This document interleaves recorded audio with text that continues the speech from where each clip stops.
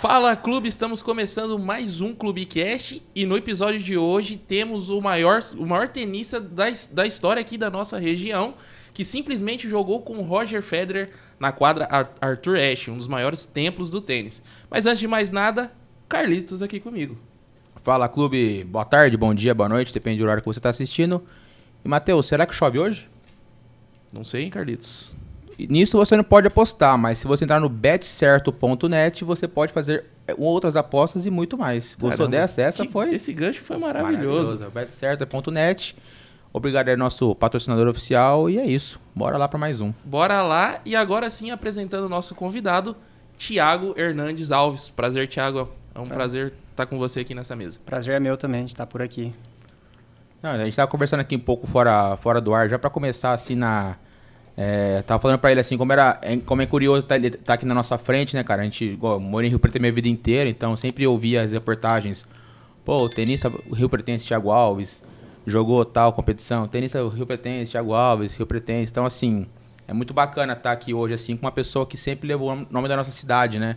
Acho que talvez ele, junto com a Carol Gataz, assim, é a pessoa que você mais associa no esporte a Rio Preto. Realmente. Tem outras pessoas que não gostam de falar que é de Rio Preto, parece, né? A gente não vai falar o nome aqui. Sim, realmente. Mas, enfim, então é muito bacana estar com ele aqui hoje gravando aqui. Tem pessoas que têm orgulho, tipo, igual o Thiago, né, Thiago? Exato. Com certeza. Sempre foi um orgulho muito grande para mim ser rio-pretense. Sempre levei o nome de Rio Preto, sempre tentei, sempre gostei de falar da minha cidade. Nunca quis realmente sair de Rio Preto. Sempre que eu tive fora daqui, sempre foi por uma necessidade, não realmente por uma opção.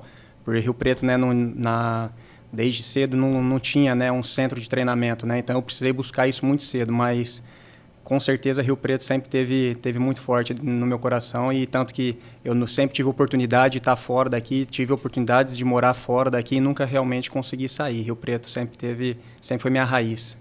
E Thiago, pra gente começar, vamos fixar um pouco da história do Thiago, né? Apresentar quem foi Thiago pro público que tá chegando agora, até vamos fomentar um pouco do tênis, que é um esporte que é legal, bacana fomentar com a galera. Fala pra gente um pouco quem que é o Thiago Rio Pretense. Bom, sou ex-tenista, né? Ex-jogador de tênis profissional. Meu melhor ranking foi número 88 do mundo. Joguei os maiores torneios no mundo inteiro. Como você falou, eu tive esse jogo histórico contra o Federer em 2009.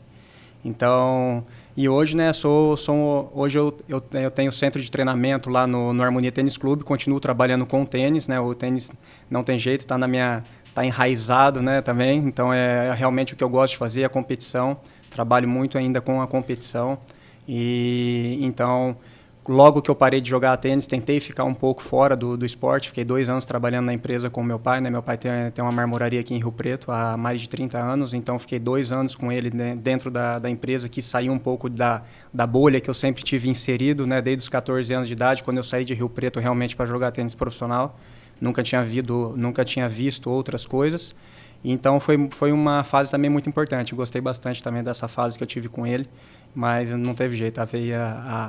A questão competitiva falou mais alto e acabei realmente voltando. E hoje, né, trabalhando na Alves de Oliveira, lá no Harmonia Tênis Clube, já com bastante jogadores, com bastante crianças, né? Nesse período todo já trabalhei também como treinador do Tomás Bellucci, né? Estava há muito tempo agora com o Matheus Alves, né? Agora o Matheus Alves acabou de ir para uma outra academia, também tendo que sair de Rio Preto um pouco por falta de referência, né? A gente sabe, né, que o mais importante para o esporte são as referências. E agora outros garotos também, outros futuros tenistas aí treinando duro lá no Harmonia, então a gente tá bem feliz também. E deixa eu perguntar assim, você falou a questão do Matheus que teve que deixar Rio Preto. Como é que foi na sua época? Porque, por exemplo, a gente sabe da dificuldade, por exemplo, em outros esportes, que o pessoal fala, pô, virar um jogador de futebol é difícil, passar na peneira, não sei o quê. E para um cara que nasceu em Rio Preto, interior de São Paulo, longe da capital, como é que foi virar tenista, assim, a dificuldade de tudo? Fala um pouco pra gente. Com certeza, uma dificuldade muito grande que a gente, né, eu e meu pai enfrentamos muito, né, minha família, e mais em especial meu pai, que sempre foi o sonhador, né, o idealizador desse projeto. Como você falou, Rio Preto não tinha referência nessa época, no Rio Preto nunca tinha tido um jogador de tênis profissional, a gente não sabia o que era isso. O máximo que a gente tinha de mídia de tênis na época era uma revista, a Match Point, que a gente tinha na época. Não se via tênis na televisão, era muito pouco, não existia, né? Estou falando quando eu tinha 10, 12 anos de idade, né? Falando em 92, 93. Uma era pré-Guga, digamos assim, não, né? Guga não existia, não existia, né? No Brasil, os maiores jogadores dessa época eram Luiz Matar, Cássio Mota, o Jaime Onsins estava começando a entrar no auge, né? Então, Thomas Koch já tinha parado de jogar tênis, então, assim, nós não tínhamos muita referência, né? E a gente sonhava, meu pai sonhava comigo, às vezes quando passava Roland Garros, né, a gente tinha 2, 3 torneios na televisão, Roland Garros era um deles, o Wimbledon passava, quando passava Roland Garros, a gente via Roland Garros, meu pai falava, pensou um dia você tá jogando, a gente está lá, então era um sonho, realmente um sonho. E com 14 anos de idade, eu não era nem entre os primeiros do Brasil juvenil, estava ainda, né, estava, sei lá, 20, 30 do Brasil na época de juvenil ainda.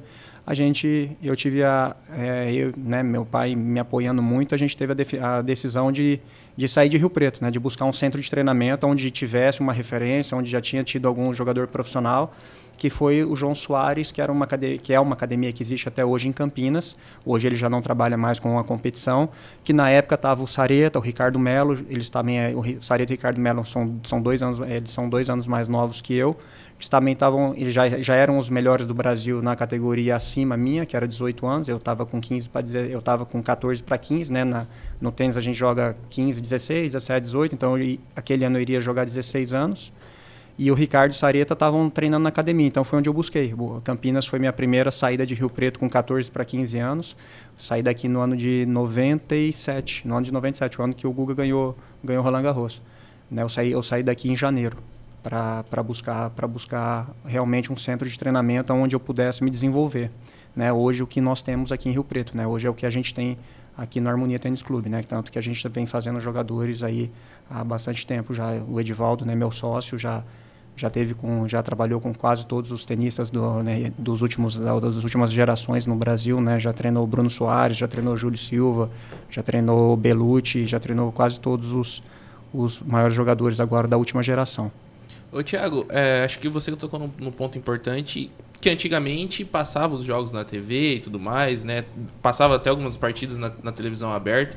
E você acha que isso ajudava bastante? E hoje a gente tem muito menos disso, né? O cara tem que caçar um canal fechado, né, e tudo mais, tem que ficar... Se você não ir atrás, você não consegue. Você acha que isso ajudava a influenciar você gostar do esporte e tudo mais?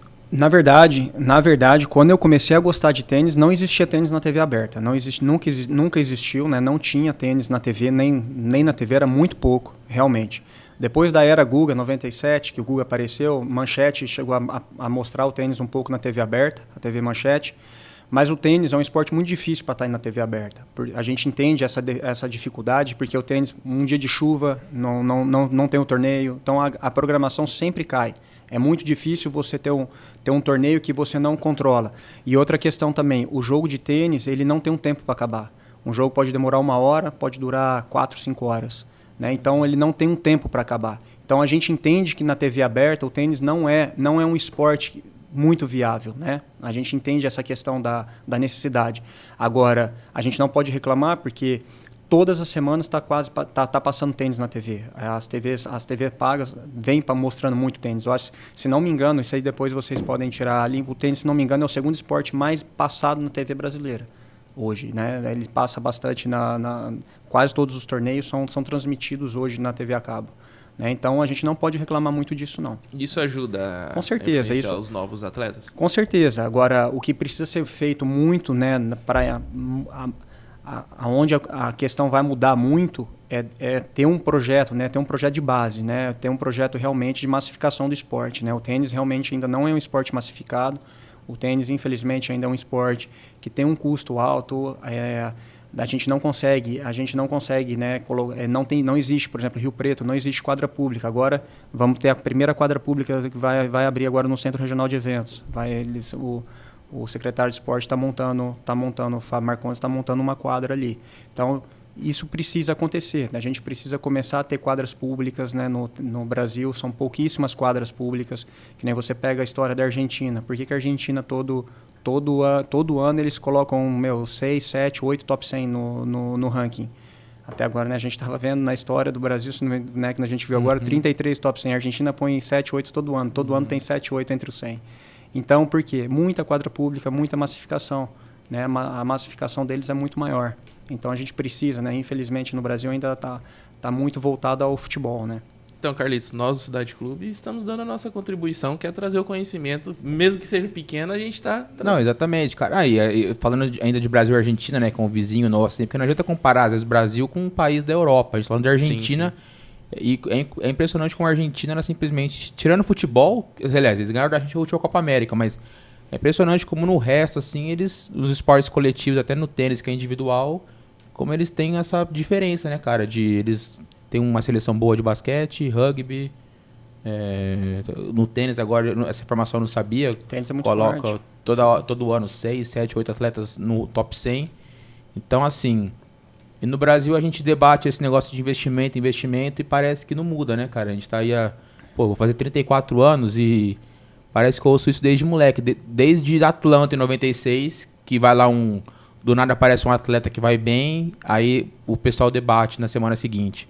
Pô, o Brasil tem que fazer isso. Aí, nos últimos 4 anos, é só futebol na TV, até as próximas Olimpíadas. Então, enquanto não... Infelizmente, essa é a nossa cultura, né? É uma questão muito cultural, realmente. A gente até agradeço vocês, né, pelo espaço, né? Como vocês citaram, realmente a gente não tem muito espaço, acaba fechando muito no futebol, para você conseguir uma matéria, para você realmente algo que impacta mesmo, que consiga trazer realmente a criança para dentro da quadra, né? O projeto para manter, para trazer, para fazer. Infelizmente, hoje a gente sabe que o esporte hoje está sendo deixado um pouco de lado, né? Hoje a criança, antigamente, né, nossa geração, ainda muito esporte, né? A gente não tinha tanto entretenimento na mão, né? Hoje, com um telefone, com um videogame, com alguma coisa, a criança está entretida. O esporte entretinha muito mais, né, as crianças antigamente, né? Você pegava, o pai ia jogar bola, a criança estava em casa, o pai ia jogar bola. Hoje a criança começa a ficar agitada em casa, o pai faz o quê? Dá um celular na mão dela para a criança acalmar. Então, infelizmente, o esporte está sendo muito deixado de lado, né? E a gente precisa olhar isso com muito carinho, né? Para essa próxima geração, sabe? Eu trabalho, né, com muitas crianças, né? A gente tem bastante criança no nosso centro de treinamento e a gente vê que cada vez mais essa dificuldade de manter a criança dentro do esporte, né? Então, com certeza o esporte é uma ferramenta educacional, não só saúde, mas desenvolvimento da criança, a parte intelectual da criança, o convívio, né? A criança tá em outro ambiente sadio, tá se relacionando pessoalmente com outras crianças. Hoje as relações são muito virtuais, né? Então, infelizmente, a gente hoje está tendo esse problema. E é complicado também porque, assim, se você pensar, assim, a falta de investimento faz, às vezes, não ter Brasil, assim, não ter mais um atleta, vamos colocar assim, igual a gente teve no passado ali, brigando no topo, e isso faz a criança não ter em quem, às vezes, se inspirar ou se espelhar, né? Sim. Então, você entra ali num ciclo que, para você quebrar, fica muito difícil, porque a gente teve o exemplo, por exemplo, ano passado, nas Olimpíadas, da Raíssa no skate. Pô, passou lá na Globo, lá, madrugada o skate, pô, na semana seguinte... A molecadinha, todo mundo querendo andar de skate. Então, assim, eu lembro muito de quando, ali no fim dos anos 90, né, que o Guga, o tênis do Guga, todo mundo, nem quem não jogava tênis lá tinha acho que era o Diadora, branco lá. Então eu penso que falta isso também, né? Falta, às vezes, assim, um investimento maior para surgir um nome. Se a gente conseguir colocar um tenista brasileiro ali, né, aí vem a criançada, acho que vem ali atrás, ela passa a gostar do esporte. E assim você vai mudando isso. Com certeza, é um ciclo, né? E sem dúvida nenhuma, a gente precisa de referência. Como eu falei, eu saí de Rio Preto atrás de referência, o esporte precisa de referência. Então, se a gente não tivesse um Neymar, um Ronaldinho, um fenômeno, é difícil também, o futebol também não vingaria. Mas como sempre tem, mas por que sempre tem? Porque é feito um trabalho de base, né? Tá sendo feita, tem uma renovação. Infelizmente, os outros esportes, a gente depende de acasos, né? Que nem o Guga, é um acaso, né? Não dá para dizer que o Guga né, foi fruto de um projeto, de uma massificação, não tem jeito, é um acaso. E acaso aparece a cada 20, 30, 40 anos, a gente não sabe, vai aparecer, talvez não um outro Guga, um número 1 do mundo igual ele chegou, mas um top 10, um top 15, vai aparecer. Com certeza o tênis, a gente vai trazer outras referências, mas a gente perde. E também deixar claro, assim, né, o Guga foi número 1 do mundo. Poderia ter sido feito muito mais coisa, né? A gente não teve fruto, a gente assim não colheu nada depois do Guga, né? Ele foi número 1 do mundo, teve toda a abertura que ele teve, o carisma que ele tem, né? O Guga é um dos atletas mais carismáticos que existe e não foi feito muita coisa dentro das entidades, né? Não se desenvolveu tanto. Se olhar hoje, a gente ainda não tem um centro de treinamento do tênis, nós não temos sabe, tá tudo ainda em questões assim, tá tudo assim, eu tenho meu centro de treinamento, o outro tem um centro de treinamento no Rio de Janeiro, que é onde o Matheus Alves foi agora, tem um centro de treinamento forte em São Paulo, mas é tudo ainda iniciativa privada, não tem nada ainda realmente de uma federação, de uma confederação realmente incentivando, né? Se você olhar hoje, a Confederação Brasileira, a Federação Paulista de Tênis, né, falando pelo Estado de São Paulo, não tem realmente assim um trabalho, olha, esse garoto é da federação, esse garoto é fruto desse projeto da federação ou da confederação.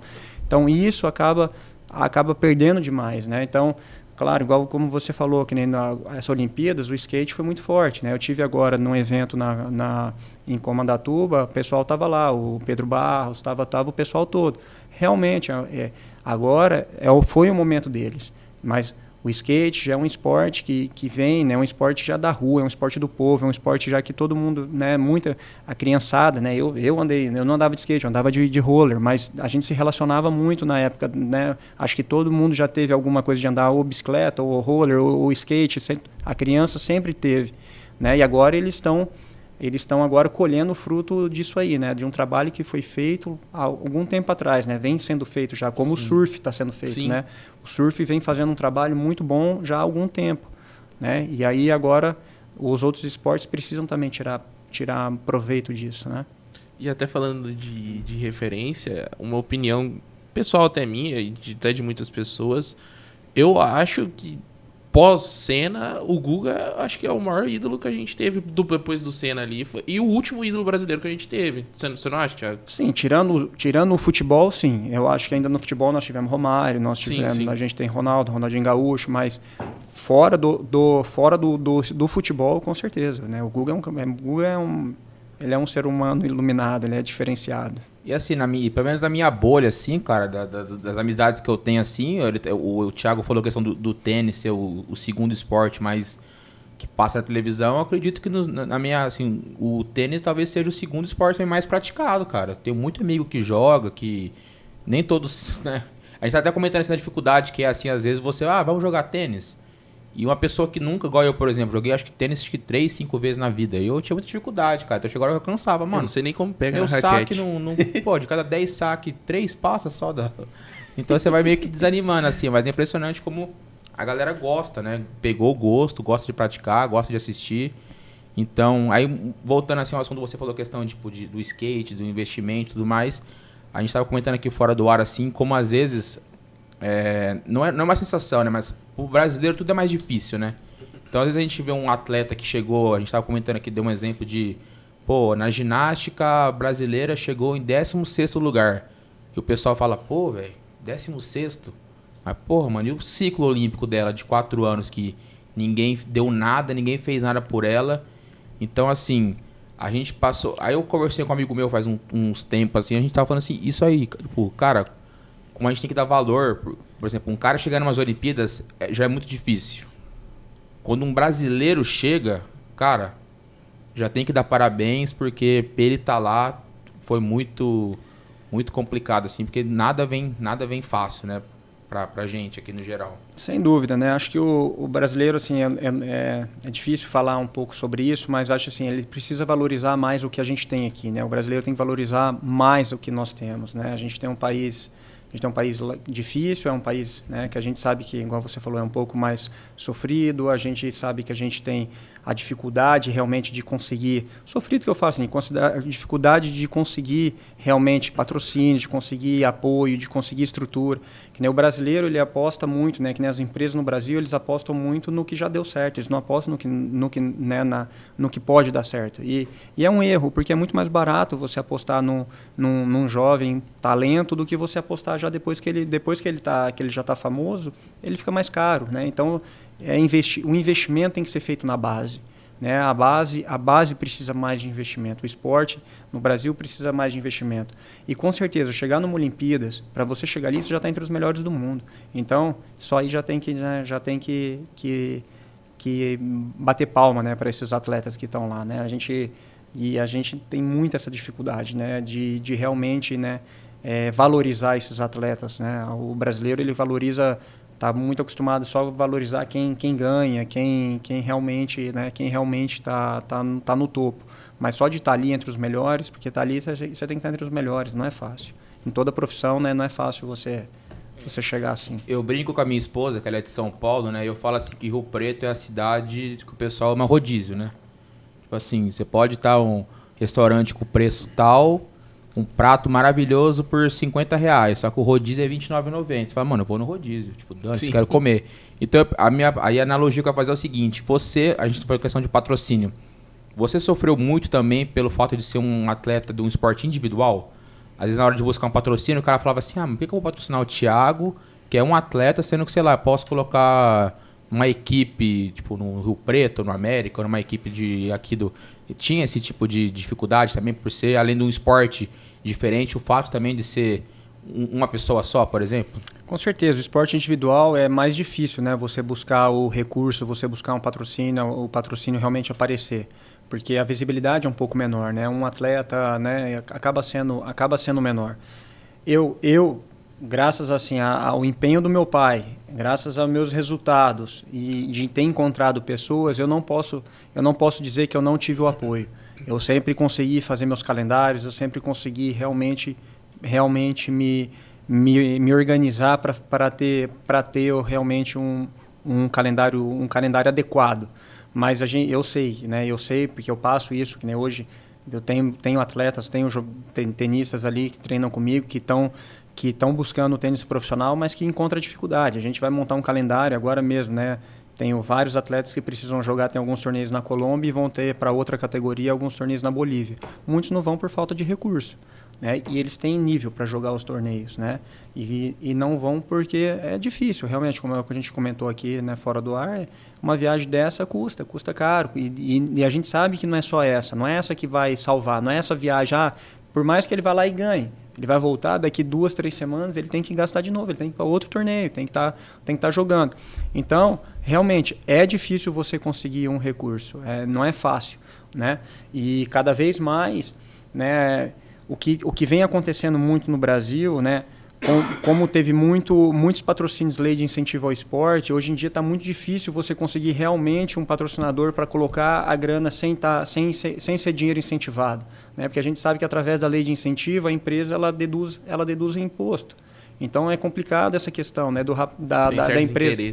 da empresa realmente aportar a grana, entendeu? Então, tipo, muita empresa apoiou muito tempo, né,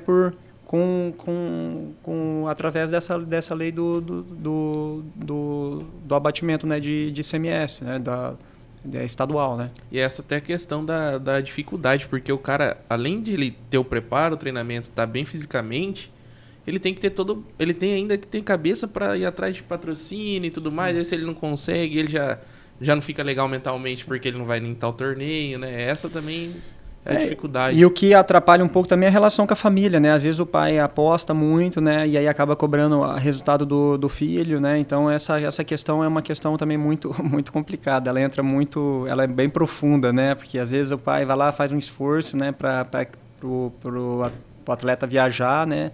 Coloca a grana que estava guardando para tal coisa e de repente o atleta não chega no resultado esperado e aí a família acaba cobrando muito. Então realmente é uma equação que tem que ter. O esporte competitivo ele tem as nuances, né? Ela tem as questões difíceis, né? De ainda mais no esporte individual, né? Porque você vai pegar um futebol, você entra num time, você entra no São Paulo, por exemplo, o atleta não ele vai jogar, tem que jogar bola, né? Vai viajar, o clube que paga, o outro que paga. O cara se machuca, fica recebendo. Exato, recebe. Agora o esporte individual é diferente. E hoje, assim, um tenista, vamos supor, que está iniciando, qual que seria, assim, você comentou aqui, fora do ar, assim, mínimo, assim, de competição que ele teria aqui? Vamos supor, dando tudo certo, questão de grana e tal.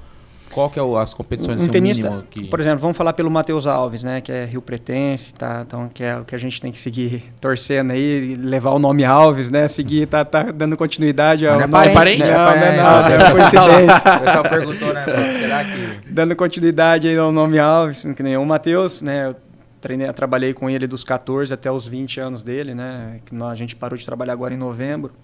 O Matheus, em média, né, ele precisava jogar de 20 a 30 semanas no ano, né? Então é um custo alto, é um custo elevado que a conta acaba ficando um pouco cara, né? E hoje, mas é que eu falo assim, o tênis, o esporte em si é uma ferramenta educacional, né? E a gente não pode olhar o esporte só na parte assim competitiva, né? Acho que o esporte está muito além da competição, né? Principalmente na educação dessa criançada, né? Dessa geração, dessa adolescência. Então a gente tem que olhar o esporte também um pouco dessa maneira. Alguns, eu falo, né? Eu tenho um centro de treinamento, o que a gente mais vende ali, o que a gente mais tem ali é um complemento educacional através da modalidade tênis. Né? Se vai sair tenista dali, vai sair. Mas vão sair muitas outras coisas. Vão sair médicos, vão sair advogados, vão sair engenheiros. E tudo pessoas preparadas, né? Porque o esporte ele educa, o esporte ensina, principalmente o esporte individual. Né? Você sai de uma partida de tênis, um jovem sai de uma partida de tênis, ele tem que saber, ele tem que olhar e falar, cara, eu perdi. Aquele cara é melhor que ele. Não vai dar desculpa. O goleiro falhou, o cara não fez o gol, o outro fez isso. A desculpa não aparece no esporte individual. Então, com certeza, esses jovens estão sendo preparados, né, para a vida. Né? O esporte, eu acho que ele amadurece demais, né? Ele ensina demais a adolescência. Né? Uma ferramenta... Bom, eu vim do esporte, eu devo tudo ao esporte, então eu sou suspeito para falar sobre isso. Acho que a questão da palavra, a palavra que é muito dita assim, né? A questão é disciplina, né, cara? Acho que a criança ali, o adolescente, não, igual você disse, caso ele não se torne um esportista, ele vai no mínimo ser um cidadão, às vezes, vamos supor, um pouco acima da média. Sim, do que quem não foi o... Os valores são outros dentro do esporte, né? A disciplina, a dedicação, né, o tênis, né, a questão o respeito, né? O tênis é um esporte de muito respeito, né? O tênis é um esporte realmente de gentlemen, né? De respeito o tempo inteiro, né? Então, realmente o tênis ele ensina demais, sabe? Como eu falei, eu sou muito suspeito para falar. Acho que só essa questão do resultado, o cara se torna um profissional, acho que é só um complemento do que foi de fato foi trabalhado a infância e a adolescência toda dele, né? Com certeza, eu acho que eu vim, né, do esporte, eu aprendi com o esporte né, se tornou minha prioridade muito cedo, né? Mas para muitos outros que jogavam tênis comigo, que treinavam comigo, que não jogaram tênis, muitos médicos aqui no Brasil, outros, faculdade nos Estados Unidos através de 100% de bolsa de estudo através do tênis, né? A gente sabe que hoje é uma ferramenta muito grande isso também. O tênis abre muita porta, né, das faculdades americanas. Nossa Alves Oliveira, desde que existe a Alves Oliveira aí já mandou se não me engano, 7, 8 atletas para os Estados Unidos com bolsistas lá jogando tênis. Então, com certeza, meus amigos que jogaram comigo, que tiveram comigo, são hoje empresários, são médicos, são engenheiros, né, e muito bem-sucedidos, porque o esporte ensinou muito, o esporte educou demais. Assim, voltando agora um pouco assim pro Thiago tenista, né? Você falou a questão, a gente estava falando da questão do atleta, de ser um esporte individual, mas você também jogava duplas, né? Como é que é assim essa questão, por exemplo, a diferença que é o simples pra dupla? Você tinha uma preferência, assim, às vezes... Como é que é assim jogar ali, cara? Porque às vezes a gente tá falando assim, o individual depende só de você. Às vezes você tá ali na dupla, você fala, pô, mano, o cara não tá legal hoje, tô achando que aqui eu vou ter que resolver, assim, vou ter que ser o Romário aqui, por exemplo, da dupla, vou ter que resolver sozinho aqui. E como é que é a convivência, assim, se é fácil, as dificuldades que é trabalhar em dupla no esporte como o tênis? Bom, vamos lá, eu realmente, assim, eu jogava simples, jogava dupla, mas a dupla nunca foi minha prioridade. Eu nunca gostei muito de jogar dupla. A dupla era um complemento para mim, claro que existe também uma premiação, então a dupla não... Existe a premiação, a dupla serve também para você treinar muitas outras coisas para simples, e aí muitas vezes te segurava dentro do torneio, né? Então, de você estar no torneio, de você estar se mantendo. Tanto que quando eu parei de jogar simples, né, o que acontece muito, alguns jogadores que terminam a carreira porque a simples tem uma demanda muito grande de treinamento, muito maior do que a dupla, né? O jogador de simples tem que treinar muito mais, entre aspas, né? Que o duplista deveria treinar também, mas a dupla você consegue manter um certo nível treinando menos, se doando menos, e a simples já não. Então, quando eu parei de jogar tênis, eu até parei de jogar tênis cedo, né? 31 anos é uma idade um pouco cedo, e eu não quis jogar dupla. Eu nunca tive nenhum interesse realmente de jogar a dupla. Por quê? Como você falou, eu sempre gostei de eu ter o controle, né? Do negócio. Eu nunca gostei da questão de saber que eu dependia de outra pessoa. Querendo ou não, na dupla você depende, porque se um cara não está bem, igual você falou, o cara não está bem, é difícil você ganhar, que o jogo é tão próximo. Então, eu nunca gostei muito disso. Eu nunca priorizei a dupla. A simples sempre foi a minha prioridade. Mas esse negócio da dupla, como que é? Você já trabalha com essa dupla ou é convocação ali? Você pode jogar dupla com qualquer um. Você tem que ter ranking, né? A dupla é a combinação do seu ranking com o ranking do seu parceiro para você entrar no torneio. Aí, o que eles fizeram, a ATP alguns anos atrás, uns 15 anos atrás já, muitos jogadores de simples, existem dois ranks separados, existe o ranking simples e o ranking de dupla. Mas para entrar no torneio, muitos singlistas, muitos jogadores de simples não estavam entrando. E os jogadores de simples, eles acabam sendo realmente a maior visibilidade. Por exemplo, o Federer, Nadal, né, eles que puxam a maior visibilidade. Para que esses caras conseguissem jogar, porque como eles jogavam muito pouca dupla, eles nem entrariam no torneio, né, da dupla, se só mantivesse o ranking de dupla. A ATP deixou que para a entrada nos torneios, para você poder entrar nos torneios, você pudesse usar seu ranking de simples. Então, para você entrar no torneio, é uma combinação do seu melhor ranking, seja ele simples ou dupla, com o melhor ranking do seu parceiro, seja ele simples ou dupla, e aí a soma que faz você entrar no torneio. Vamos falar, por exemplo, você jogar um Grand Slam, a soma dos dois rankings devem dar mais ou menos em torno de 180 a 200, entendeu? Para você conseguir entrar. Então, você tem que ser top 100 e teu parceiro também tem que ser top 100 de algum dos dois rankings. Entendi. Você entendeu? Então, é a soma dos rankings para entrar. Então, você precisa estar bem ou na simples ou na dupla para conseguir entrar. Não necessariamente um ou outro. Nossa, eu não tinha a mínima... O tênis é um pouquinho complicado. Assim, tem umas regras, tem algumas coisas bem complicadas de entender. Eu até perguntei... O ranking, o formato do ranking, né, das semanas, de defender ponto, de não defender, porque o tênis você não sai do zero, né? O ano começa, mas... Na verdade, ele é um ranking que está vindo o ano todo, ele não para né? Porque o tênis, na verdade, que nem eu falei, né? Que um profissional joga em média de 30 semanas. Se você puxar, é isso aí, a média de quase todos eles. E aí, o que é? O ranking é feito dos 18 melhores resultados desses 30 que você faz ao longo de uma temporada. Só que esse ranking, por exemplo, hoje aqui é dia 13, né? O que é dia hoje? 13? 13. Hoje é 13. Dia 13 de abril. Então, o ranking é feito, toda segunda-feira sai um ranking. É daquela segunda-feira até um ano atrás. O torneio que você fez, esse torneio há um ano atrás, quem estava jogando essa semana há um ano atrás, o cara que ganhou o torneio nessa semana há um ano atrás, essa semana ele está tendo que defender esses pontos do ano passado que ele jogou.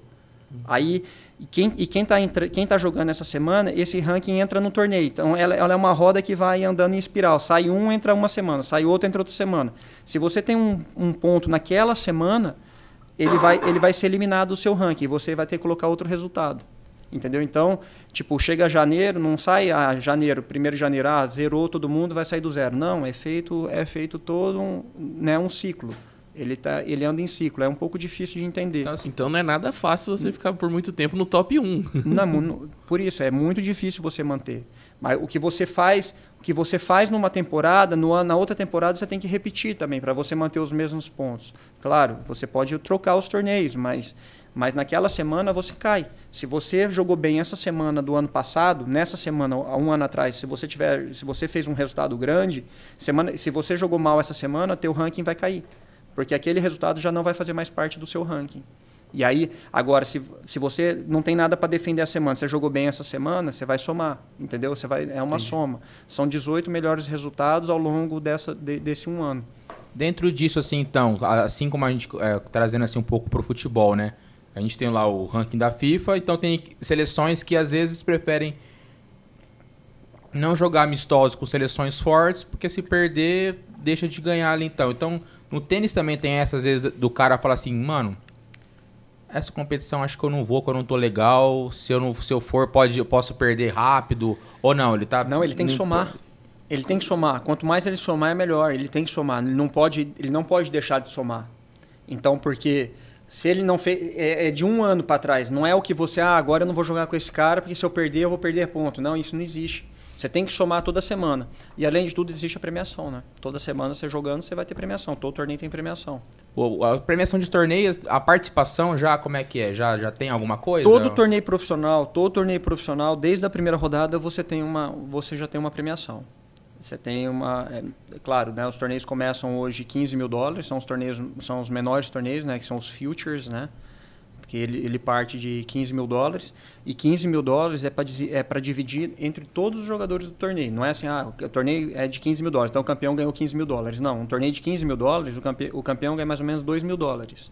E o resto é dividido entre todos os jogadores, desde a primeira rodada, tanto em simples quanto em dupla. A dupla fica mais ou menos com 30% do valor da premiação. Torneio de 15 mil, a dupla mais ou menos $4.500 para a dupla. Então, para simples, $4.500 dá $11.500 para simples. Né? É distribuído em todos os jogadores. Né? Tem que ter um torneio tem 1 milhão de premiação. Não é 1 milhão para o campeão, é desenvolvido, é distribuído para todos os jogadores, né? Não é só para a final. E do que a gente estava falando antes, eu acabei esquecendo de perguntar, só voltando rapidinho, assim. Então, e o resto é tudo o que o atleta já ganhou, já arrecadou de premiação e patrocínio. Por exemplo, vai ter um torneio você está falando aqui fora do ar, em Bogotá, na Colômbia. Aí a passagem é X, hospedagem X e tal. Tudo, a federação, como é que funciona isso? Tudo por conta do atleta. Do atleta, né? Tudo por conta do atleta. Essas despesas são por conta do atleta. O torneio ele te dá... alguns torneios não dão, mas a maioria, tá? Futures não dão, torneios menores. Mas de Challengers para frente, eles dão a hospedagem. A hospedagem, mas vai ser difícil explicar tudo aqui. Mas, por exemplo, assim, a hospedagem, por exemplo, para jogador de simples, eles dão 5 dias pelo menos na semana. Para dupla, até o dia seguinte que você perder. Você perdeu, por exemplo, na terça-feira, você vai ter hospedagem até a quarta. Você entendeu? É o máximo que eles dão. E aí o resto é tudo por tua conta. Aí a premiação você tem que usar também para o patrocínio, dinheiro de patrocínio, dinheiro da premiação, dependendo da tua estrutura, para você se virar no circuito. Nossa, cara, então, não é? E às vezes o que sobrar a matemática deve ser muito difícil. Matemática e a logística de viagem. A logística de viagem é uma loucura, porque tipo, você vai jogar o torneio. Na semana que você falou, vamos usar Bogotá, você vai para Bogotá. Na semana seguinte você vai para outro país. Que dia que você viaja? Você joga a segunda, você joga no outro torneio na outra segunda. Você não sabe que dia que você vai perder, que dia que o torneio vai acabar para você. Você não sabe se você vai ganhar ou perder. Como é que você monta a logística de viagem? Aí você imagina, nossa, vou comprar... Porque se você pensar, vou comprar passagem no domingo, se você não jogar bem na semana, você não faz adaptação para outra semana. É ruim. Que nem eu sempre colocava minhas viagens na sexta-feira. Se eu chegasse até sexta-feira vivo no torneio, era porque eu estava indo super bem. Então, beleza. Então, valia a pena trocar a passagem. Se eu precisasse trocar, lógico, a gente sabe, trocar passagem, grana, né? É despesa. Nossa, Então, é muito dura. A logística, então, cara, é uma... Não, eu imagino umas distâncias, assim, se for... Sim. Do nada o torneio na Colômbia, depois na outra semana... Até usando a Colômbia agora, assim, até falando assim, usando a Colômbia, que aconteceu comigo, eu tava jogando um torneio, tava jogando um Challenger numa cidade no interior da Colômbia, chamava Bucaramanga, né, a cidade. Eu até fiz um jogo muito grande lá. Eu joguei contra o Massu, que hoje treina, né, que estava treinando o Dominic Thiem, né, que sabe, chileno Massu, Nicolás Massu, foi campeão olímpico, teve entre os 10 maiores, teve entre os 10 do mundo. Eu ganhei dele as quartas de final, passei para a semifinal. Na semifinal eu joguei contra um argentino que chamava Juan Pablo Beresic. Aí eu perdi pro Brescic na semifinal. Aí isso foi no sábado, né? Que as semifinais são sábado e a final no domingo. Aí no sábado eu recebi uma ligação da própria ATP dizendo que eu tinha entrado num torneio em Joanesburgo, na África do Sul. E eu tava no interior da Colômbia. Cara, e a logística para chegar na África do Sul? 60 horas de viagem, cara. Ó, essa viagem foi muito. Saí de Bucaramanga, fui para Bogotá. De Bogotá fui para o Chile, para Santiago, São Paulo, porque o único voo para a África do Sul, da América do Sul, né? A South African sai de São Paulo. Aí saí de São Paulo para a África do Sul. Mas chega quebrado, né? E tem que jogar depois. E joguei bem lá. E esse jogo ainda ganhei de um... Nossa, como é que ele chamava? Um cara tava 60 do mundo, Dogopolov. Cara, a gente ouvindo esse tipo de história assim, a gente fala assim, pô, o jogador veio de voo fretado do Equador pra jogar. Tem que jogar, velho. Tem que jogar. De voo fretado, pô, tem 4 horinhas de voo. E o futebol não deixa os caras jogar. É difícil falar de outros esportes, assim, mas às vezes a gente escuta, né? Não vivem isso, não vivo isso, né? Até peço desculpa aos jogadores de futebol, mas às vezes os caras reclamaram de jogar 2 dias da semana, cara. A gente tinha que jogar a semana inteira, simples, dupla, viajar, jogar já de novo. O futebol tem aquela regra que não pode ter uma partida dentro de 48 horas, o 11 jogador da manhã, não pode jogar. Cara, mas é um esporte diferente, assim, né? É um esporte de contato, e a gente até entende, é difícil de falar, mas quando a gente escuta isso, mas entre vocês, assim, deve falar, né? Os caras lá... Os caras viajou e não quer... Peço até desculpa pro jogador de futebol, porque eu não passei isso na minha pele, então não posso falar por ele. Fiz 3 horas de partida ali ontem. Mas é engraçado. E, ô Thiago, vamos falar um pouco... Eu pesquisei algumas coisas ali, algumas reportagens e tudo mais, e eu vi que teve um assunto na Copa Davis de 2006 que uma galera não ficou contente que o Meligeni não fez sua convocação ali, né? O que aconteceu ali? Bom, 2006, foi 2006, eu tava acho que eu tava número 1 do Brasil, se não me engano. Se não me engano, não, eu só não lembro o ano, se foi 2006 mesmo. 2006... Contra a Suécia. Você estava 97 no mundo. Então, contra a Suécia. Isso. Eu era número 1 do Brasil. E o que aconteceu muito foi que existiu o boicote. Não sei se você lembra, se você ouviu falar sobre o boicote da Copa Davis. O Guga ainda jogava, né? O Guga, tanto que ele jogou essa Copa Davis. Ele jogou.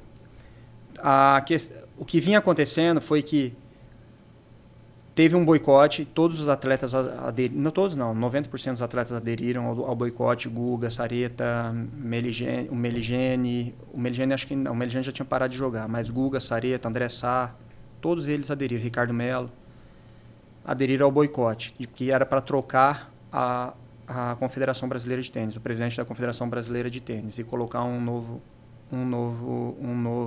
presidente. E aí esses atletas, eles deixaram de jogar a Copa Davis por um ou 2 anos. Tanto que o Brasil chegou a cair para o grupo 2, grupo 3, não sei exatamente que grupo que o Brasil caiu. Teve um ano que jogou alguns jogadores, ainda profissional, depois todo mundo aderiu, aí depois todos aderiram, aí foi jogar, teve uma Copa Davis que foi jogar, se não me engano, contra a Venezuela, que só foi jogadores juvenis, nenhum profissional quis ir, e o Brasil foi caindo. E aí caiu, o presidente também caiu, conseguimos tirar o presidente da época. Quando teve essa questão do boicote, eu estava operado ainda, eu estava voltando uma cirurgia, eu não estava nem jogando. Então por isso que eu não precisei aderir a boicote nenhum, porque eu tinha acabado de operar meu ombro. Tinha um motivo. Eu tinha operado meu ombro. Então quando voltou a jogar, e voltou sem grana nenhuma, voltou sem nada. E aí o Meligeni assumiu, né, a Meligeni assumiu como capitão da Copa Davis. E os jogadores jogaram sem grana nenhuma, jogaram por realmente jogar. Não tinha nada de pagamentos, nada. E jogaram durante 2, 3 anos, uma coisa assim. E aí veio essa Copa Davis. E eu estava bem nessa Copa Davis. E essa Copa Davis foi o primeiro realmente confronto grande depois do boicote, que foi jogado em Belo Horizonte, dentro do estacionamento lá de um shopping. e jogava contra Söderling, acho que foi Söderling, Vinterguerra, enfim, que jogou pela Suécia. E tinha toda essa questão do boicote, né, que eles jogavam, que eles já vinham jogando, a equipe vinha jogando, Sareta, Ricardo na simples, na dupla jogava André Sá e Guga.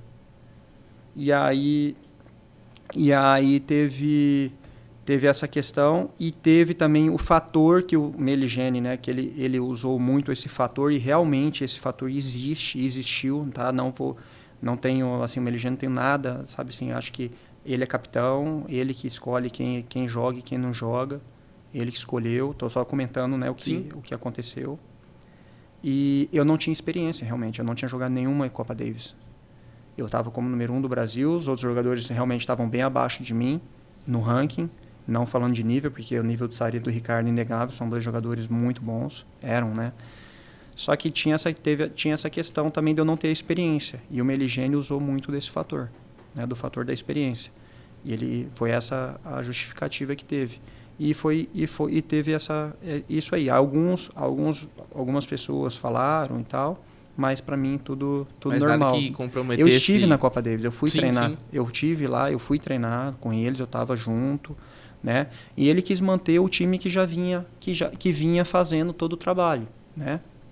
Ele era capitão, ele tinha todo o direito de escolher. Nada comprometesse a sua relação com ele? Nada. Ele estava dentro de tudo que ele vinha acreditando e vinha sendo feito.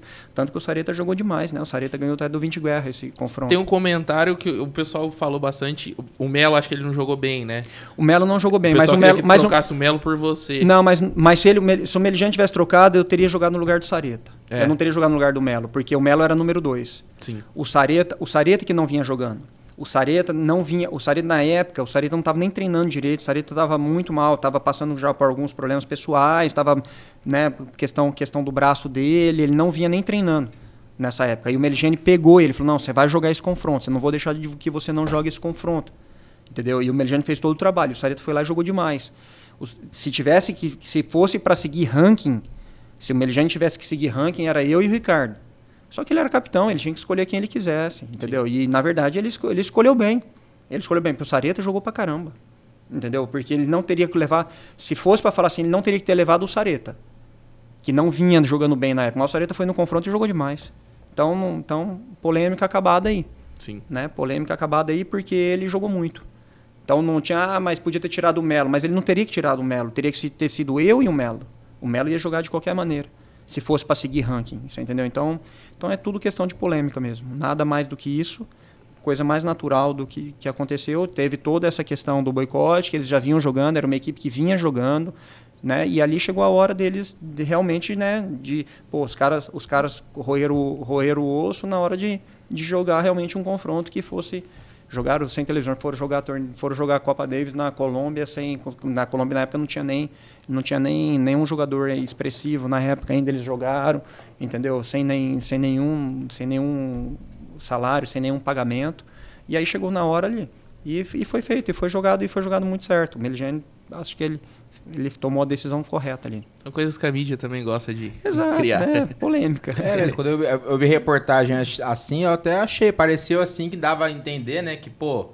Que tinha uma baita polêmica entre ele e o Meligeni. Não, sem polêmica nenhuma. O Meligeni, tenho respeito, gratidão pro Meligeni. Meligeni, eu treinei com ele... Quando eu tinha 16 anos de idade, que ele fez a semifinal de Roland Garros, né, que foi em 99, eu estava com 16 para 17. Sou de 82, é isso mesmo, 17 anos.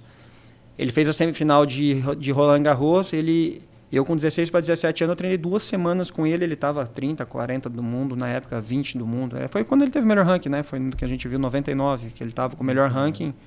E aí ele me levou 2 semanas para treinar com ele, sabe? O Meligeni é um cara que sempre me ajudou, sempre ajudou muito ao esporte, até hoje, né? Segue ajudando muito ao esporte. Sim.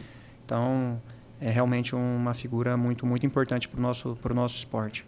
E o Guga? Como que é a sua relação com o Guga? Minha relação com o Guga é muito boa. Na verdade, até só não é melhor até mesmo por mim, eu acho, porque O Guga patrocinou patrocinou o Matheus 5 anos, né, agora, né? Ajudou muito no processo com o Matheus. E realmente, assim, o Guga para mim é um ídolo, é um cara, sem dúvida, assim, uma referência, é uma energia diferente. Ele é um cara, como eu falei, eu acho que anteriormente, que ele é um cara iluminado, assim, é um ser humano muito diferenciado, de uma energia muito positiva e muito bom estar do lado dele. Só que é uma referência, né? É um ídolo, né? E os ídolos, às vezes, né, a gente fica um pouco... Retraído, fica um pouquinho mais retraído. Eu fico um pouco retraído com ele, cara. Sinceramente, é isso. Mas eu tenho total abertura com ele. Ele me ajudou muito no processo com o Matheus, com o Belucci também. Na época eu estava treinando o Belucci, ele me ajudou muito. Escrevia para ele, perguntava coisas. Ele me escrevia, perguntava, torcia. Ele é um fanático, ele é um cara apaixonado por tênis. É um cara... de uma energia realmente surreal. Tudo que ele conquistou, tudo que ele tem, todo esse carisma é realmente muito merecedor. Eu perguntar, a gente tá em 2006, né, no Copa Davis e tal. Nesse mesmo período, ali, acho que um pouquinho antes ou durante, teve os seus confrontos com o Del Potro. Que ainda, tipo, como é que foi, assim, esses confrontos assim, que você teve, acho que você levou a melhor, né, no geral. Vários. Aí como é que foi, assim, enfrentar alguém que depois, ou até, não sei se na época ele já era... tido como uma... Ele era jovem. Muito né? jovem. Mas já era uma jovem promessa? Ou... Sim, sempre foi. Del Potro, desde os 14 anos, era uma promessa muito grande. E além de, assim, de saber como é que foram esses jogos, assim, como é que era, assim, no tênis, encarar um argentino? Tinha algo, assim, também mais especial? Levar para dentro de quadra ou era tranquilo, assim, era só mais um... Isso ficava mais pro futebol, vamos colocar? Bom, eu joguei com o Del Potro, assim, muito... Quando ele estava começando, realmente muito novo. Meu primeiro jogo com ele tinha 16 anos de idade. Então, realmente, eu estava com 21, se não me engano, ele com 16. Foi até depois da minha cirurgia do ombro, que eu fiz a cirurgia, que a gente estava falando de Copa Davis aqui. E foi nesses torneios que eu tive que... Meu ranking caiu, né? No tênis, né? A gente falou, a gente tem que... Uma lesão, o ranking vai embora, você para de jogar, teu ranking cai. E eu comecei a jogar torneios menores. Voltei a jogar torneios futures, né? Que são os menores torneios. Na época ainda existia future de $10 mil. E aí eu joguei contra ele a primeira vez num torneio em Santos, no final desse ano que eu voltei. E aí depois eu joguei contra ele... Aí eu fui para América Central, joguei contra ele El Salvador e Guatemala. Foram 2 semanas assim que eu joguei contra ele fora, já na sequência em janeiro. E realmente eu ganhei todos esses jogos e fui perder para ele uma final no Chile de um future que o meu ombro voltou a doer, que eu até desisti desse jogo, eu não terminei o jogo. Foi a primeira vez que eu perdi dele. Depois eu perdi algumas vezes e a última vez eu ganhei a última vez dele, eu ganhei na semifinal já de um Challenger, ele já estava top 100, ele já estava entre os 100 do mundo já com 19 anos de idade. Foi a última vez que eu joguei contra ele. Então, tipo assim, lógico, ele era um talento, ele era realmente muito diferenciado, tanto que teve uma carreira brilhante, né? Infelizmente as lesões acompanharam demais ele, eu acho que o Del Potro teria sido número 1 do mundo se ele não tivesse se lesionado. Como ele se lesionou, né? Se lesionava sempre. E sobre o fato de jogar com o tenista argentino, claro que existe um pouco a rivalidade Brasil-Argentina, mas uma rivalidade muito sadia no tênis, é muito sadio. A gente sabe, para nós, assim, a rivalidade de jogar com o tenista argentino é muito sabendo assim, de que o jogo vai ser duro. A gente vai jogar com o argentino, a gente sabe que vai ser osso duro de roer, né?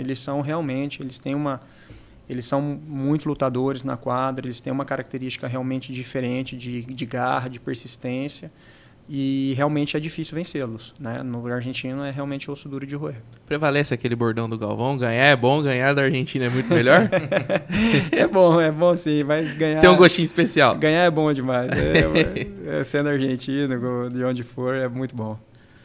Agora, Thiago... Trazendo aquela partida contra o... Foi 2013 aquela com o Sam? O Kerry?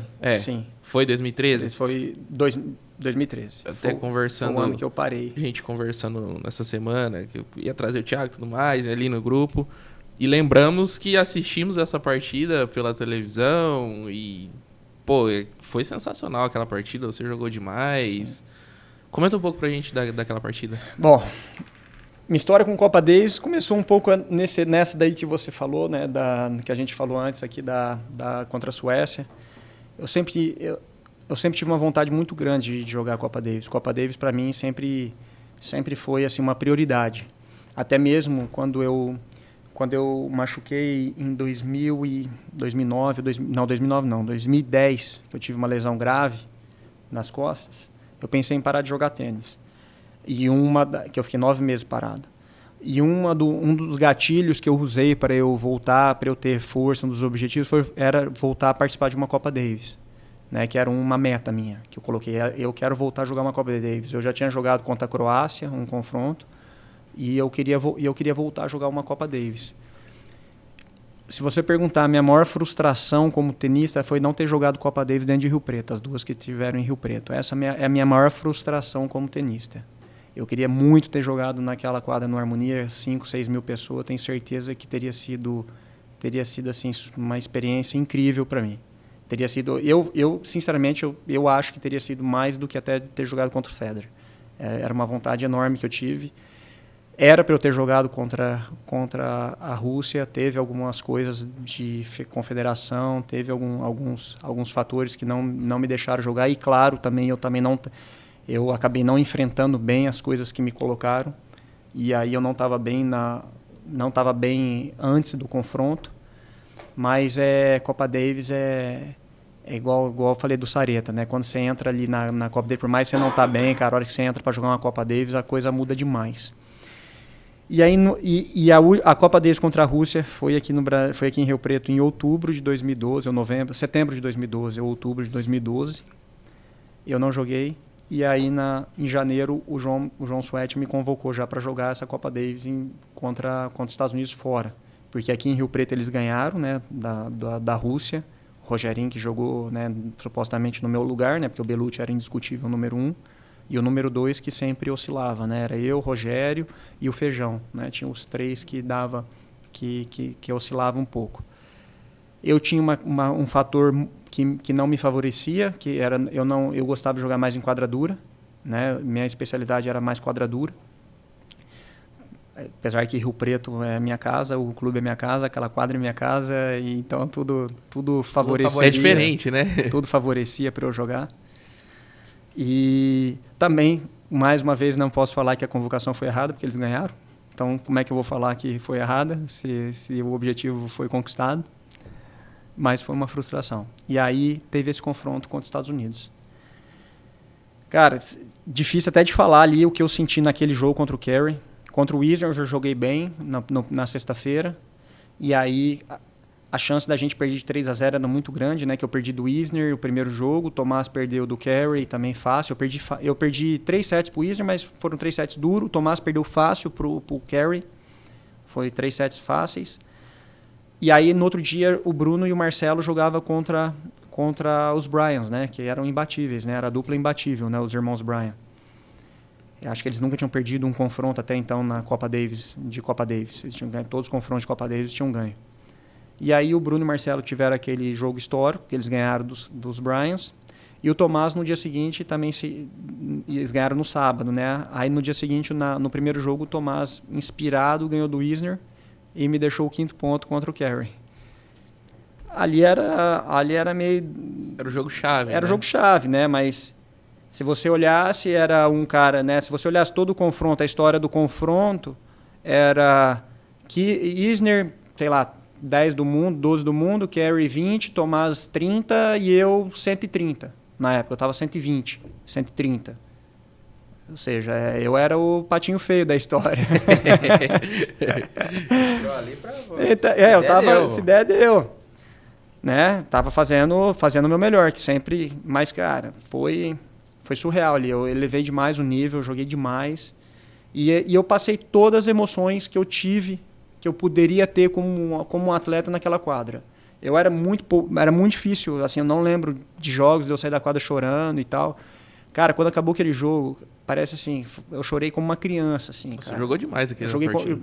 Era um choro, assim, cara, de alma lavada, sabe? Assim, era uma sensação muito... ali foi a única vez que eu senti isso dentro de uma quadra de tênis. Bruno Soares entrou, o Bruno é meu irmão, né? O Bruno é um irmão meu, realmente, até hoje, né? A gente tem uma relação incrível. E ele entrou, cara, colocou a mão na minha cabeça, assim, cara, eu não parava de chorar. E ali, no dia seguinte, quando eu acordei, eu abri os olhos e falei, cara, e agora? E esse ano eu parei de jogar tênis. Ali foi, pra mim, foi a história de eu... Assim, eu perdi... como eu falei, eu tinha usado esse gatilho da Copa Davis como motivador. E a hora que quando acabou esse confronto, cara, eu me senti assim, falei, cara, não tenho mais... Voltar a jogar um Grand Slam não me motivava mais. Voltar a estar top 100 não me motivava mais. Como eu falei, eu estava 120, 130 na época do confronto. Voltar a jogar outra Copa Davis também já não me motivava mais. E eu perdi a motivação. Foi ali que eu parei de jogar tênis. Cedo, poderia ter jogado muito mais. Não faltava vontade de treinar, tanto que até hoje eu treino, né? Estou treinando mais. Hoje em dia eu treino mais do que eu treinava. Mas realmente, uma coisa que me incomodava muito era viagens. Eu cansei de um pouco do circuito, uma coisa que me cansou muito de estar viajando o tempo inteiro. E isso me pesou um pouco. Mas realmente foi por falta de objetivo. Por isso que eu resolvi parar. Então a Copa Davis ela foi meio que um divisor de águas. Foi meio que uma despedida. Foi um choro quase de missão cumprida. Exato. Essa foi a sensação que eu tive. Eu ia perguntar, porque essa foi a sensação que eu tive. Você falou parou com 31, eu falei, bom, ali foi perto então. Então eu até ia perguntar se o choro, se já tinha algo ali, antes de entrar em quadra, você já tinha isso em mente, ou se foi tudo, tipo, não tinha em mente. Veio, foi uma coisa natural. Foi uma coisa que veio. Tanto que até hoje, assim, por tudo, assim, eu nunca me arrependi de ter parado até hoje. Eu nunca acordei nenhum dia até hoje e pensei, puta, poderia ter jogado mais, poderia ter seguido mais, poderia ter me empenhado mais. Hoje, eu sinto falta da competição, claro, a competição é uma coisa que eu sinto muita falta, mas eu sei que eu deixei tudo. Eu tenho a sensação de que eu deixei tudo dentro do tênis. Eu lutei eu tive erros, claro, eu fiz escolhas erradas, mas tudo que eu fiz de corpo e alma. E eu sou muito assim até hoje, né, em tudo que eu faço, né, no meu trabalho, hoje, né, nesse esporte que eu venho fazendo paralelo, né, que é muito mais um hobby, um objetivo pessoal. E então eu sou muito corpo e alma, sabe? Então ali para mim assim, eu deixei tudo ali. Até hoje eu nunca me arrependi. Eu nunca acordei nenhum dia pensando, nossa, poderia ter jogado mais. Agora acho que a gente tem que trazer o pessoal ali. O pessoal quando falar cereja do bolo, mas eu não gosto de cereja, então eu não gosto muito dessa expressão. Então, não. Mas pode falar, se você quiser usar, pode usar. Aquela partida contra o Roger Federer. Bom, como eu falei, né? Essa questão são momentos, foram momentos dentro da minha carreira, né, que são marcantes, né? Foram muito marcantes. Essa Copa Davis muito marcante e esse jogo contra o Federer. Desculpa ser leigo na questão do chaveamento, mas a hora que você classificou para jogar com ele, você já sabia, na partida anterior, você já sabia que você ia jogar com ele ou não? Nesse ano eu joguei qualifying. Eu passei o qualifying jogando muito bem. Eu estava jogando muito mesmo. Eu estava num momento muito bom. Acho que foi como momento assim de tênis, foi um dos meus melhores momentos dentro da minha carreira. Eu fiz uma temporada forte, grande na Europa e fui da Europa direto para Nova York. E aí eu cheguei um pouco em cima, que eu estava jogando interclubes até na Alemanha.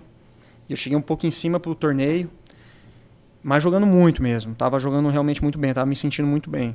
E aí no qualifying, eu passei o qualifying jogando muito. Não perdi um set, joguei demais o quali. E aí saiu a chave principal.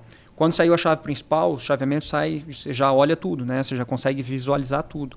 E eu caí no quadrante dele. Se eu ganhasse o primeiro jogo, obviamente ele ganharia o primeiro, né? Porque era difícil dele perder.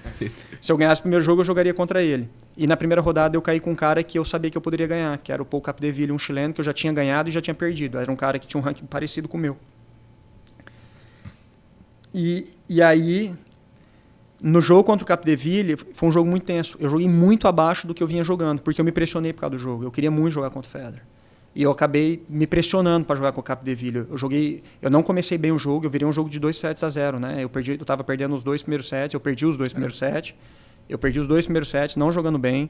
No terceiro set ele não jogou muito bem. No começo do set ele me deu um break ali de graça, ele me deu um momento de graça no jogo. E eu segurei esse momento, ganhei o set dele, 2-1, ficou 2-1. Quarto set ele me quebrou o saque, ele teve, se não me engano, 3-1 ou 4-1. Ele teve 3-1, uma coisa assim. Eu voltei esse break, ganhei esse set no tie break dele. já com 3h40, 3h50 de jogo. Nossa. E aí, começou o quinto set, nós dois tivemos cãibra. Nós dois estávamos sentindo cãibra. Eu estava sentindo cãibra muito por emocional. Eu me travei muito no começo do jogo, eu estava muito tenso para jogar. E aí, no começo do set, no começo do quinto, eu fui sacar, eu tive essa cãibra. Eu não consegui sacar esse game, eu entreguei esse game para ele, eu perdi o game, ele abriu 2-0, aí eu segurei 2-1, ele 3-1, eu 3-2, ele 4-2. No 4-2 eu falei, cara, agora é tudo ou nada. E aí, cara, eu joguei, e aí eu falei, cara, se tiver que pegar a cãibra agora, que pegue, que aconteça. E aí eu, cara, joguei demais, ganhei os 4 games seguintes, ganhei 6-4 no quinto set, um jogo de 4h30, 4h40 de jogo. Acabou esse jogo, era o jogo com o Federer. E aí eu me preparei muito bem para o jogo contra ele. E eu tive sorte também, porque esse jogo com o Cabo de Ville foi na terça e eu fui jogar com ele só na sexta. Eu tive um tempo para eu descansar. E aí eu me preparei muito bem para esse jogo. Eu saí, tipo assim, eu estava com... Na época meu treinador não estava com visto, ele não conseguiu visto para ir para lá, eu estava com o meu preparador físico. E aí quando eu ganhei esse jogo com o Cabo de Ville, tinha um treinador de um brasileiro que estava treinando um sul-africano, estava lá um treinador. E eu pedi para ele me auxiliar no jogo, né? Porque era um jogo muito grande, para eu entrar sem treinador, sem nada. E aí esse cara me conduziu muito bem. Ele falou, Thiago, a mídia vai vir muito forte, se foca, se fecha, quanto menos você gastar energia com isso, sabe? Coloca a tua cabeça no jogo, esquece tudo que vai vir. Depois do jogo você pensa nessas coisas. E foi muito legal. E realmente, cara, eu consegui me concentrar demais, fiz uma preparação muito boa para o jogo, eu entrei muito bem. E esse tipo de jogo é o tipo de jogo assim, quando você entra com um cara desse, você tem que colocar objetivos pequenos dentro da estrada. Eu entrei para jogar bem, para tentar jogar bem, não para ganhar. É muito difícil entrar num jogo desse falando, cara, vou ganhar desse cara. Tá? Você entra, você vai conquistando objetivos dentro da caminhada. Então você entra, eu entrei, cara, eu quero entrar jogando bem. E eu entrei jogando demais. Depois desse primeiro objetivo, cara, você começa a criar objetivos ali dentro. Primeiro set eu perdi 6-3, jogando legal, jogando muito bem. No começo do jogo eu comecei muito bem, tomei um break no 4-3. Aí no segundo set foi muito parelho. Ele tinha chance de me quebrar, não me quebrava. E aí eu tive 5-4, 30 iguais. Eu tive 2 pontos para ganhar um set dele. E eu acreditei que eu poderia ganhar um set dele. E se eu tivesse ganho um set, eu ia acreditar que eu poderia ganhar outro. Sabe, eu tive, no momento do jogo, eu tive essa impressão. Cara, eu posso ganhar um set desse cara. E aí eu acabei perdendo esse set. Acabei perdendo 7-5. Cara, tive uma bola que eu joguei mal no 5-5, que eu acabei comprometendo o meu game. E aí com esse tipo de jogador você não pode falhar, né? Você falhar um pouquinho, eles não te dão esse espaço. Eles não te dão espaço a erro. Não te dá o espaço para você falhar. E a diferença do Federer é exatamente isso. O Federer, ele é um cara que ele joga pelos momentos do jogo. Ele entende muito esses momentos, esses big points, né, que a gente chama, né, esses momentos importantes assim do jogo. Ele pega, a energia dele sobe demais ali. E aí eu acabei perdendo 7. E aí perdi o segundo set também, o terceiro set 6-4. Mas foi um jogo incrível, cara. Assim, foi uma experiência, assim, falando da experiência em si, cara, entrar na quadra, E tem esse detalhe também que a pimenta deixa até às vezes um emocional, que é jogar na Arthur Ashe, que Sim. É o templo do tênis, né? Sem dúvida. Assim, o começo do jogo foi muito importante para mim. Porque, cara, a hora que entra ali, porque sempre eles colocam, entra primeiro o desafio, que nem quando o Federer vai jogar, ele entra sempre depois. Eu entrei antes na quadra. Cara, você entra na quadra, aquela coisa gigante, cara, assim, lotada, que eu já tinha, porque antes do jogo eles deixam você bater, você ir na quadra, né, bater uma bola e tal, antes dos jogos. E eu aqueci na quadra. Tipo de reconhecimento, né? Você faz o aquecimento, né? Só que aí quando você entra com a quadra lotada, cara, porra, tem que controlar o emocional também, né? Mas eu sempre gostei de jogo grande, cara. Eu sempre gostei de jogo grande, eu sempre me motivei demais nessas situações difíceis. Eu gosto da situação difícil, eu gosto de me tirar. Eu odiava jogar com quadra vazia. Com torneio pequeno, torneio, sabe, às vezes, pô, tinha uns torneios na Europa, cara, no inverno, cara, que não tinha ninguém na quadra, aí é difícil achar motivação. Agora, meu, você olha lá, que, meu, sei lá, tinha 15, 20 mil pessoas nesse dia do jogo, a quadra lá, se não me engano, são 25 mil pessoas. Cara, você olha aquilo dali lotado, cara, porra, a motivação é outra. Então foi realmente um momento incrível, assim, em relação a ele, assim, ele é muito grande dentro da quadra, assim, a leitura de jogo dele, o que eu mais fiquei assim com ele, de ter jogado com ele, assim, de ter visto o grande diferencial dele é a leitura de jogo que ele tem. Claro, ele saca muito, tem uma direita incrível, mas assim, a leitura para mim é o grande diferencial. Eu joguei com jogadores que sacam mais que ele, joguei com jogadores que têm uma direita melhor que a dele, mas a leitura de jogo dele para mim é o grande diferencial dele. Ele tem uma leitura muito grande do que está acontecendo.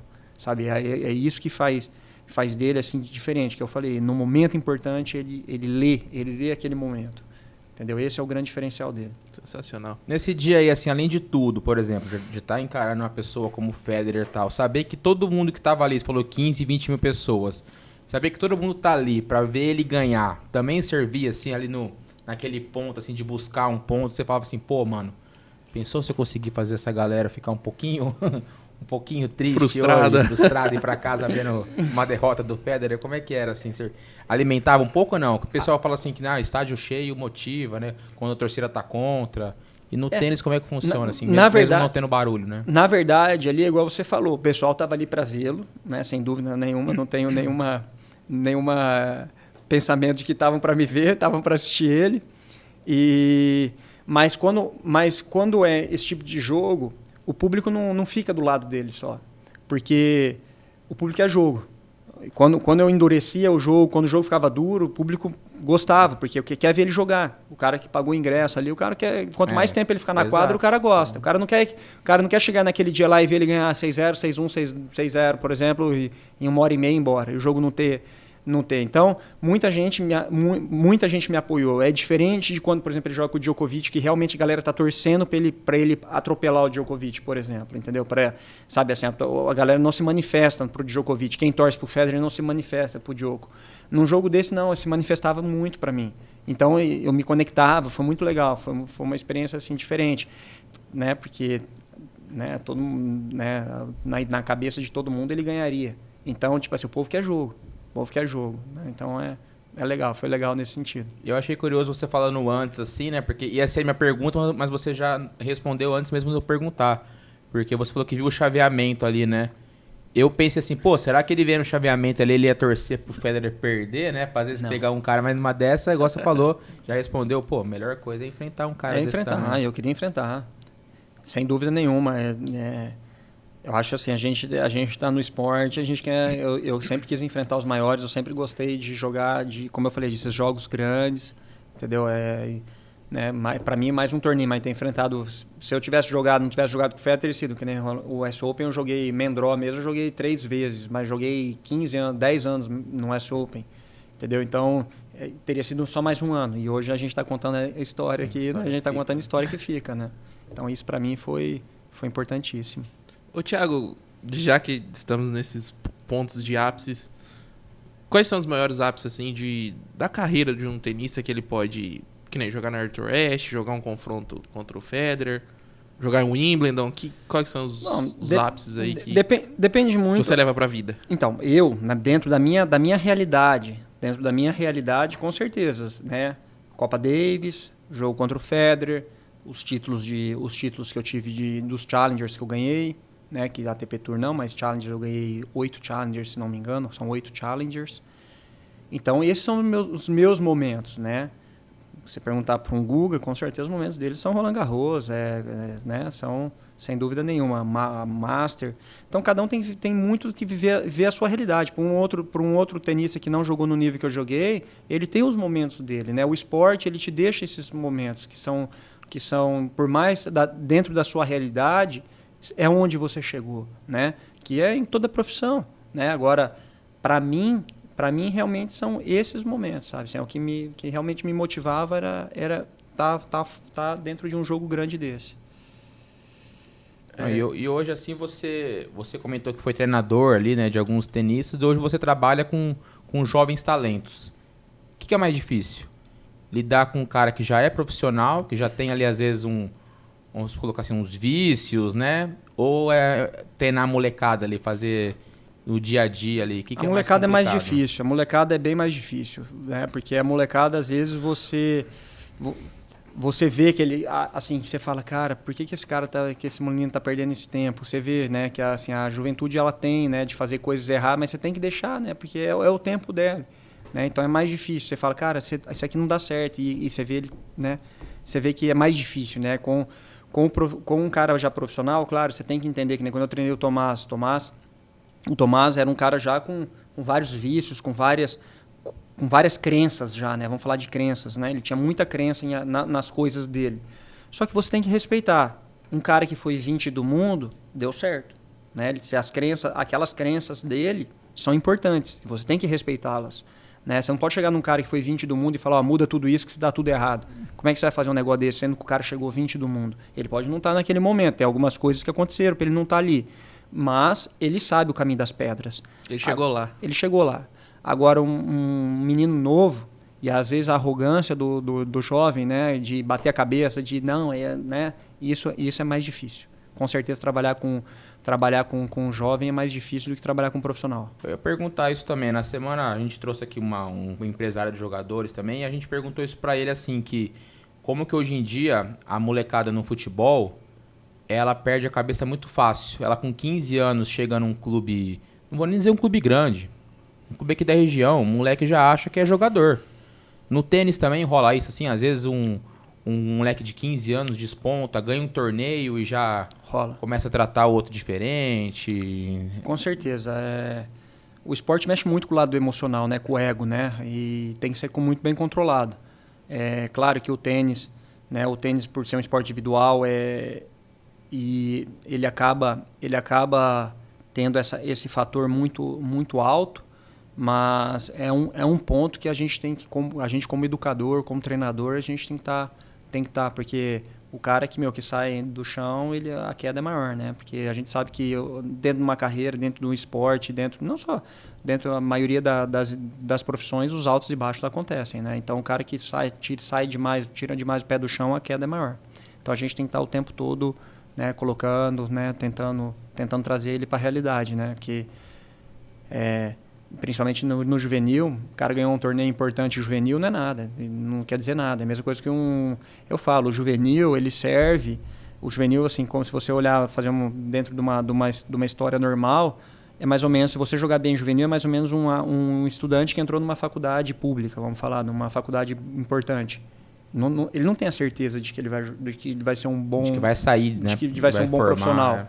A chance aumenta, né? Se você faz uma faculdade muito boa, você tem uma chance grande de ser um bom profissional. Agora, é a mesma coisa do juvenil. Se ele fez uma boa carreira juvenil, a chance dele ser um bom profissional é grande. Mas pode dar errado. E acontece, e dá muitas vezes errado. Ô, Thiago, e você que está dentro da formação de novos atletas aí com a Alves Oliveira, né? O que você acha que falta de incentivo para esses novos jovens aí? E o que você deixa de lição também para esses meninos aí que vêm da base brasileira? Bom, como a gente falou, eu acho que o esporte em si ele é carente, ele é bastante carente, requer muito, muito mais investimento ainda, né, principalmente de entidades, né, de confederações, enfim. Ter também uma visão também pro lado empresarial, também as empresas, né, deveria também olhar um pouco mais a mídia. A empresa vai olhar se a mídia também der mais abertura, né? Porque é uma conta que tem que ser paga, né? Então a mídia também deveria abrir mais para outros esportes. Eu acho que isso é um ciclo, né? Que a gente tem que romper, a gente tem que conseguir reverter isso, fazer com que a coisa realmente ande para os outros esportes. E sobre assim, a mensagem assim, o esporte em si, como nós falamos, acho que a gente abordou quase tudo aqui, né? O esporte ele é uma ferramenta educacional incrível. Acho que os pais hoje têm que olhar isso com muito carinho, colocar cada vez mais os filhos nos esportes. Não falo só pelo tênis, todos os outros esportes, né? Abrir a mente, colocar a criança para realmente se conectar, se conversar, se relacionar, aprender realmente a estar num ambiente sadio. E é isso. Acho que o tênis é é um caminho aí muito, muito legal para ser seguido. E projetos futuros aí da Alves Oliveira? Tem eventos aí? Vários, né? Então, é legal. Obrigado pela oportunidade de falar um pouco. Nós estamos formatando, vou fazer a primeira Copa Thiago Alves, né? Thiago Alves. Pô, avisa a gente pra gente ir lá. Se for aqui em Rio Preto... Vai ser sim. A gente tá até definindo algumas coisas aí. Nós vamos fazer a primeira Copa. Thiago Alves provavelmente vai ser em junho. A gente está definindo essa data aí junto ao clube, provavelmente vai ser no Palestra. A gente está também buscando trazer um torneio brasileiro aqui para o Harmonia, um torneio brasileiro infanto-juvenil. Então a gente está tentando fomentar cada vez mais aí realmente o esporte, né, a competição, trazer realmente a competição aqui para a região, né, para Rio Preto. E é isso, acho que a gente está num caminho bem legal. A criançada ali, a garotada jogando bem, treinando bastante, jogando bastante torneios e a gente está muito feliz realmente com os resultados. Vamos chegar lá e é legal trabalhar até com as crianças daqui da nossa região, né, em específico. Tem mais alguma pergunta pro Thiago, Carlitos? Não, cara, só ia falar assim, questão quando tiver assim, porque acho que o tênis é um esporte que no estádio de clube acho que eu nunca fui cobrir uma competição. Também não. Então seria bacana. Avisa a gente. Já estão convidados. Assim que avisa tiver, a gente assim, Copa Thiago Alves vai ser a primeira e vai ser a primeira cobertura de vocês porque no assim tênis. Que tiver, a gente com certeza ali deve ter um público que, igual eu falei. Com certeza. Se eu tenho amigos que praticam, gostam, no estádio com certeza tem público público que segue a gente. E esse torneio vai ser um festivalzão mesmo aqui para Rio Preto, sabe? Assim, vai ser um torneio aberto para realmente aqui para a cidade. Não vai ser um torneio, né? Todo mundo vai poder jogar e provavelmente ainda a gente vai ter alguma coisa legal, porque provavelmente ou eu vou fazer uma exibição ou eu vou jogar a chave especial. Estou vendo. Depois de eu fazer minha prova agora, que eu faço minha prova dia 29 de maio, né? Então aí depois eu vou ter um tempinho para treinar um pouco. No Palestra vai ser de campo, né? Clube de campo. Campo de campo, Isso. Então não sabemos datas, mas o Cidade Clube estará na cobertura da Copa Thiago Alves. Assim que eu souber, eu vou passar para vocês a data certinho, tiver e vocês divulgam para mim. Não, perfeito. Então, Carlitos, vou finalizar. Só agradecendo mais uma vez aí o BetCerto, nosso parceiro, que queira que não faz ser possível aqui o nosso podcast, e agradecer você que ficou com a gente aqui até agora, além, obviamente... Se você não teve a sorte de jogar contra o Federer na vida, pelo menos tentar uma fezinha ali pra ganhar alguma nada coisinha, né? 5, 10 reais ali não vai fazer falta e pode, às vezes, dobrar, né, Matheus? Exatamente. Mas tá bom, e agradecer o Thiago pela presença aqui, o bate-papo, foi muito legal, cara. Fiquei muito Obrigado, contente. Thiago. Obrigado por contar um pouco da sua história, trazer um pouco aí, fomentar também sobre os novos atletas e tudo mais. Obrigado mesmo. É uma honra ter você aqui no Cidade Clube. Eu que agradeço vocês pela oportunidade. Não se esqueçam de curtir, comentar e se inscrever no nosso canal, hein?